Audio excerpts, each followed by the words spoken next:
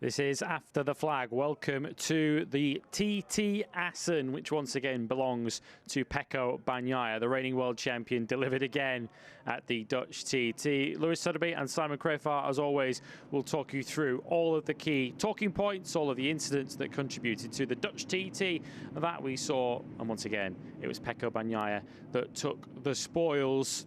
Simon, not just the perfect race for Pecco Bagnaia, but safe for the warm-up, which doesn't really count for anything. The perfect weekend for Pecco Bagnaia. Fastest on Friday morning, which was the first time he'd ever done that in MotoGP. Fastest on Friday afternoon, pole position, sprint win, race win, led every lap of each and set the fastest lap in each. You can't really script a better weekend than that. No, he was so good. It's the reason it wasn't the most exciting sprint and main race.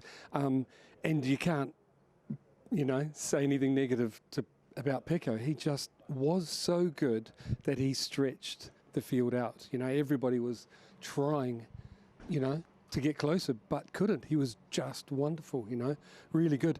And it's why the man in second did such a good job, because Pecco was on another level here, but still Jorge kept him in sight. And I was super impressed with that. Pecco looked so in control that I believe I saw every time Martin take a step towards him, like have a push, Pecco would respond, you pointed it out on the commentary, again with another fastest lap or dig even deeper. It was like he was controlling it. He was just that good this weekend. Yeah, he was absolutely unbeatable this weekend. Pecco Bagnaia, 3 consecutive Grand Prix Sunday wins now for the reigning world champion. Of course, since that last lap crash in the sprint in Barcelona, he is unbeaten. He's now just 10 points behind Jorge Martin in the World Championship. What is it about this circuit, you think, with Pecco Bagnaia? I guess combination of Pecco Bagnaia and Ducati. Of course, there's 8 riders on it, so Pecco Bagnaia clearly doing the best job of that group of riders. What is specific about this circuit you think that gives Bagnaia such an edge? Well, his fastest sectors over other people were the fast sectors. So he's got so much confidence in those fast corners because you can't go fastest in the fastest sectors without that confidence. Overall, I would say that Pecco has an amazing feel with the front end, and you need that here. It'll be, I would say, here and Phillip Island, we'll see it again, maybe Silverstone, some tracks that you really need that. And if you have an edge in that area over the other riders, you can do that as long as all your other areas are good. Here also has a couple of hard braking turns, like obviously the chicane first turn, and he's so strong there as well. The GP24 is something else. The Ducati have done such an amazing job. Step forward, because everywhere we go, people are amazed what sort of lap times. And yes, it's coming from the tyres, but that bike has improved as well. And together with Pecco, what a combination. Yeah, I was going to mention that as well. Once again, for the second Grand Prix in a row, the podium locked out by 3 riders on GP24s, Bagnaia, Martin and Bastianini. Did we once again see something that might well develop as the season goes on, the difference, the step between GP23 and 24? Yes, good point. It's faster. We can see that. Wild guess, I would say 25 horsepower more than, which is, it literally looks like that when you see the acceleration area. But the GP23s aren't as good in the braking area or mid-turn. They just seem to have hit the mark with this bike. And understandable, because they were jumping either side of that mark the last couple of years trying to find it. And hats off to Ducati engineers, they've found it. The podium completed today by Enea Bastianini. In many respects, it was vintage beast this afternoon. 10th through to the podium. He's with Matt. Yeah, Enea Bastianini. Enea, yesterday we thought 4th row to 4th in the sprint was really impressive, but today you went even better. 4th row to the podium. Incredible second half of that race. It was sort of classic beast, how strong you were in those last laps, Enea. It was probably a real fun race coming from as far back as you did. Yeah, real beast. No, well, I can be satisfied because to do more than the podium today was too difficult, more than the 3rd place, And also starting from the 10th place, compared yesterday in 11, has been much difficult because I was really outside, and other rider have closed me outside in the first corner, and well, also has been difficult for to put temperature on the rear tire. And in front of me there was Brad Binder. When you have Brad, it's too complicated to overtake him, and well, you need many laps, no? But at the end, I overtake Brad, and step by step I've closed the gap from other rider. And in the last 7-8 laps, I have seen the possibility to go on the podium and to fighting for the podium. And I overtake Viñales at the end, and it's arrived. Yeah, you overtake Viñales, you overtake Binder, you overtook Gian Antonio, Acosta, Marc Marquez, riders that are not easy to overtake in MotoGP. So how do you do it, and how do you make it look quite easy? No, it's not easy. It's been complicated and sometimes over the limit, and you know, with Marc it's been a really good fight, because we have made a very long break. We have released the brake many times, and at the end, you know, win who is the best line. No, I was in the interior line, and I'm going side. And I guess it's an obvious question, of course. We know how strong you are in those last laps. We've seen it throughout your MotoGP career. Is it a little bit frustrating for you now, though, to be struggling still in qualifying? Because we know that you could be winning races if you start higher up the grid. Yes, for me, the victory this time wasn't probably for me also if I was on top, because Pecco have a really good pace here in Assen. Is his favorite track, and we have Seoul, no? But well, in Mugello my qualifying was good, but yesterday I wasn't confident with the bike and with much movement compared to usually, and well, we have worked very well for the sprint with the guys, and at the end we have resolved that problem, but was too late, no? When you are behind, it's difficult to do something more of the podium. And a big battle in the Sachsenring next week. We know Jorge was strong there last year. We know Marc's got an incredible record in Germany. What do you think of your chances of fighting in that league group next weekend? Yeah, you know, if we see the statistic, and Marc is the favorite, you know, because also in the left corner Marc is very fast, and I think will be the guy to fight. But also I'm confident to be strongest and to do other good result. And people keep saying it's hard to overtake in MotoGP, so keep proving them wrong, keep doing a great job that you do. Well done, Anaï, great job. Thank you very much.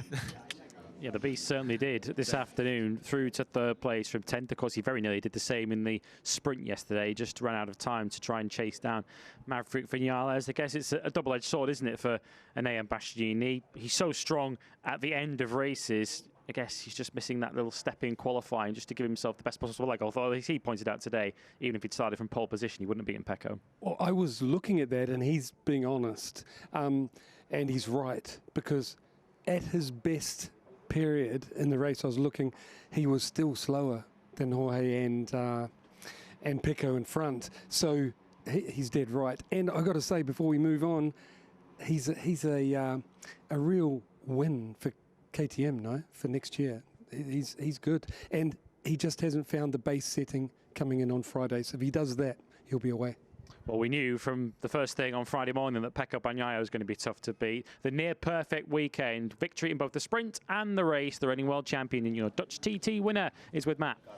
Yeah, I feel like I've said this a few times, particularly here in Assen, the reigning world champion, just off camera, Jorge Martin, the rider in second place, has obviously said something pretty funny to Pecco Bagnaia, because the world champion is having a proper good giggle. Okay, he's just... Yeah, you know, I'm okay. Yeah.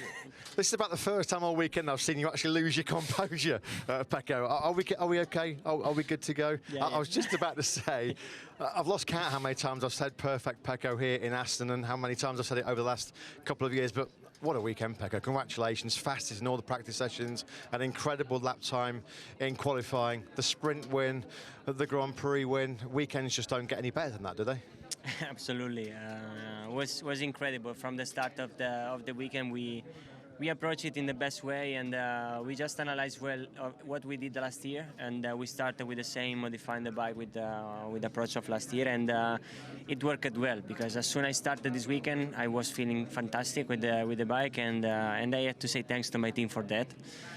And from that moment, we move on understanding tires, and the pace was incredible. The race today was 30 seconds faster than last year, so 1 second faster each lap, and this is incredible. It's true that last year was very, very hot, and the tires are a bit slower, but it's incredible. Incredible pace, as you said, the race 30.4 seconds quicker than last year. Last year's pole time was a 1:31.4. On lap 12, you did a 1:31.8. On lap 12, I mean, was that pace even surprising yourself? I was trying to understand because I started the first lap with 32.6, and I think it was a bit slow. So I just tried to improve each lap, and also Jorge was trying to close the gap I take in the first 3 laps. And from that moment, I just tried to do different things because also with the wind it was quite difficult today. But when I saw 31.8, I just tried to be very close for more laps that I can. And this in this pace was and it's incredible because considering that 1 year ago with 31.8 was good enough to be in the first 2 rows. Today is incredible doing it in the race. You've now led the last 73 race laps in the sprint in Mugello and here in Assen. Should the other riders start to get a little bit worried because you seem to have found once again that sweet spot, and we know how good you can be when you're at one with the bike?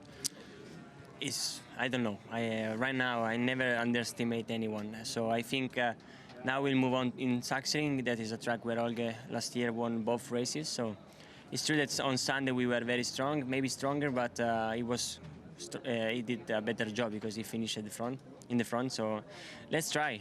And it's true that Barcelona went perfect, apart the crash 8 corners till the end. If not, we had 3 weekends in a row with... You're still angry about that, aren't you? Yeah, a lot. And then last 2 races were very good in terms of layout for me. So let's see. All the races will come are good for me, and we will try to be perfect. I know you guys don't really like to talk about stats when you're still right in the middle of your career, but today was your 23rd win in MotoGP, which now means you're level with the legend, Casey Stoner, in terms of the most successful Ducati riders. You're the first rider to win in Assen for 3 years in a row since Mick Doohan in the mid-1990s. I mean, you're quite rightly being talked about with these legends, Pecco. I mean, how does that make you feel? It's great to know, but honestly, it's something that you look more when you stop your career. During your career, you just want to have more and more and more. We had to say that the Casey did it in less years, so for sure the percent of his victory was much higher. But it's always good to be close to this kind of legend. 23 and counting. I just have to ask you, what was the joke that Jorge made that made you laugh at the start? I can say. That's between you two, is it? We'll try and find out maybe later It's on. It's incredible that anyone take it. So. We'll maybe ask you at the end of the season in Valencia. We'll remember that this moment. But Pecco, all I can say is, once again, huge congratulations. An absolutely phenomenal job all weekend. Well done. Thank you very much. Thank you. Yeah, that might forever remain a mystery, what went on there between Pecco Bagnaia and Jorge Martin. And as you kind of got the idea there, Pecco Bagnaia still feels a little bit sore from what happened in the sprint in Barcelona. But as we've seen time and time again, you think back to his title win in 2022. You also think back to many stages in 2023. When Pecco Bagnaia is faced with adversity, when he has a big knock, boy, does he come out fighting. He's been unbeaten since that last lap crash in Barcelona. Yeah, and that was an odd one, you know. And he knows he just got caught out by something. And anyway, we won't go into that, but he knows he had it won. And I've got to say, Pecco has an advantage working with his team, figuring out what to do technically to get the bike forward, and I think he's better than his opposition at that for the last couple of years. Second place today for Jorge Martin, a good damage limitation race. I guess he may term it as. Let's find out what he thinks himself, the World Championship leaders with Matt. Yeah, it certainly wasn't easy to be close to Pecco Bagnaia this weekend, given how strong he was in Assen, but one rider tried it in both the sprint and in the Grand Prix today.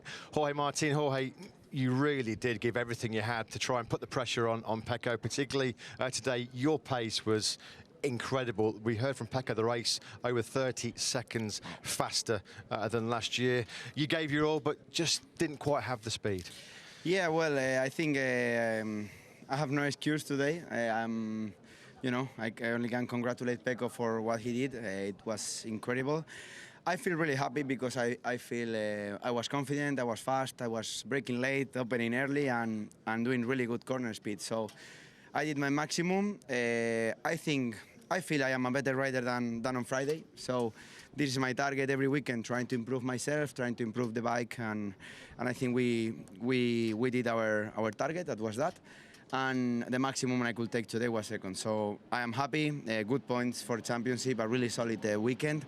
And my pace was great. I saw the riders behind were 3 or 4 tenths slower per lap. So then I saw that it was useless to keep pushing, to trying to catch him, and then I just tried to finish the race. You're right, Jorge, your pace was absolutely incredible. It was a difficult decision in terms of the front tyre. It looked like you left it very late with your crew on the grid there. You did finally go for the medium. It was obviously the right choice for you, but how tough was that call? Yeah, it was really difficult to decide because actually I just tried the medium in the first practice and I didn't like it. So it was difficult to decide, but on the other hand, it was easy because the soft wasn't an option. And I felt really bad with the hard yesterday on the whole condition, so I said today will be impossible. So the only chance I had was medium, and actually it worked really, really good. So I'm really happy about my tire choice. Maybe I struggled a bit too much with the medium rear at the beginning of the race. Then I started to make it work, but yeah, I think we'll leave it to the end just to don't let the others know it. Pecco is in that sweet spot. He's been brilliant in Mugello. He's been fantastic here this weekend. We know how good he is when he can get some momentum going. I mean, how important is it to try and stop him next weekend in Germany? Yeah. A track that you were fantastic at last year. You won the sprint and the Grand Prix. Yeah, the best thing that can happen now is that we have Sachsenring because it's a track that I really enjoy, one of my favorites. And I hope to start from Friday really strong. Normally, I was doing it for this season, but from Mugello, I started to struggle a bit on Fridays, like he did on the last year. So we need to start really strong on Friday of Sachsenring to try to stop him. I think till now he was unstoppable for the last three weekends, but everything can change so fast. So I will play my cards, and I think Sachsenring is one of them. Everything can change fast, but you are still leading the World Championship. Yeah, Jorge, great job this weekend in Assen. Well done. Bye-bye. Yeah, that lead is 10 points for Jorge Martin. Will he still be leading when we head into the summer break at the end of next weekend's German Grand Prix at the Sachsenring? He pointed out himself what we saw, that he was struggling a little bit on Friday by his usual high standards. I guess, given how strong Pecco was, to come away with a pair of second places, I guess he'll take that, won't he? Oh, I think Jorge can be proud because if you can go to the circuits where your opposition are super strong and be that close, you've got to be happy.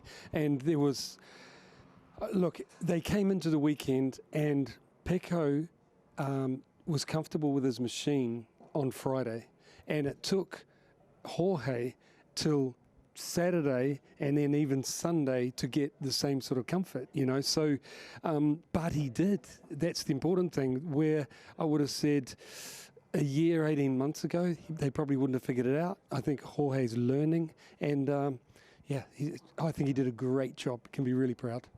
So the podium was once again, like it was in Mugello, albeit in a different order, Bagnaia, Martin, Bastianini. 4th place in the end went to Marc Marquez on the road. Now, it was a strange race in some respects, that battle behind the top two. Marc Marquez was in 3rd at one point ahead of Fabio Di Giannantonio, and then certainly appeared on the face of it as if he was waving Fabio Di Giannantonio past midway through the race. We saw him point to his left, he signalled to Fabio Di Giannantonio where to go. What do you think was going on? Because there was certainly no indication from race direction that he had to give a place up. No, he that's what you do when you, because if you want to give a rider a bit of room, which he did, if you look through that corner, he gave him enough room to get by, you tell them which side. So, because the last thing you want to do is slow down, move over into the rider who's passing you on the wrong side. So he indicated where he wanted him to pass and let him through. And I was quite shocked at first. I thought, what's going on here? And then I realised he's out front. He's got the fresh air on his front tyre. The top two were a long way clear at this Yes. And if your tyre pressure, you and your crew have set your front tyre pressure for following, and maybe a bit more sunshine because it went dark, so lower track temperature, I believe his bike was warning him that he was under the tyre pressure limit, you know. So if he continued in front, he'll get penalised, you know. And so I believe he let him by, followed, and it was pretty clear he wanted to follow and follow close. It's not what you do if your tyre pressure's high. You stay back a bit to keep it cool. So then even when Vinales came past and all that weird, he didn't want to pass, did he? Yeah. So Vinales went right around both of them, odd, and then he tagged onto Vinales. So I'm pretty convinced it was him trying to keep front tyre pressure, temperature, so pressure. Let's see if he could. You know, we don't know. We wait and see on that, whether Marc Marquez was successful in keeping his tyre pressures within the window. He certainly seemed concerned enough about it during the race to follow riders rather than lead them. Maverick Vinales was 5th on the road. He actually got a position penalty on the last lap, which dropped him to 6th behind Fabio Di Gianantonio, who comes out of this weekend with a pair of 5th places and was the lead GP23 for a good chunk of that race, albeit Marc Marquez voluntarily getting out of the way. Digia was in fine form this weekend. Yeah, again, you've got to say, like, DG has really impressed me, you know, last 18 months at Magic, and he's fast pretty much everywhere. You know, even if he's having a struggling day, he'll bounce back. And I got to say, it'll be a real shame, even more so than a year or so when I said it, if he doesn't get a job, you know, a good one, because he deserves it. He's riding with the best on that 23. A couple of quick other riders and manufacturers to touch upon before we go, because the riders are walking in now to get ready for the press conference. Aprilia, not a good 24 hours for them. Of course, Aleix Espargaro and Lorenzo Savadori injured, and Maverick Vinales far from happy at the end of that. Savadori, magic in qualifying, I've got to say, for a test rider, you know, who has to work on the machine, not himself. He matched very good riders' times and was ahead of a good few. So he was very strong here. Shame he got hurt. I've heard it's the little wings off your spine. So not danger for spinal, but painful. My sister's done it twice, so I know how much pain. I saw it firsthand. That is, I wish him well. Yeah, shame to lose Aleix, because Aleix was on good form here. And apparently he'll be back, trying to come back for Germany. But Maverick, I think he's going to be really disappointed about what happened there. I'm not sure if it was wind, a little bit of lack of concentration on the last couple of corners, but he went wide and then clipped the green at the final chicane on the last lap and lost that place to Fabio Di Gianantonio. And very quickly before we go, because as you can see, the riders are about to get ready for the press conference. KTM, Pedro Acosta crashed on the last lap. He was just on the back of that podium group, but ultimately not really at the races this weekend with KTM as a whole. Pedro did great, really good. Hats off, Pedro, because as I said during the race, Pit Buyer admitted it wasn't a good one here for KTM, and he's never ridden a MotoGP bike here. He did a top job. Yeah, it's not been a strong circuit historically for Pedro Acosta, but he was the clear lead KTM before his last lap crash. Well, if you're watching us live, the press conference is coming up next, so we'll step aside and let the top three from this Dutch GP tell you how it happened. The German Grand Prix is coming up in just a week's time at the Sachsenring. Who will lead the MotoGP World Championship into the summer break? Join us next weekend to find out.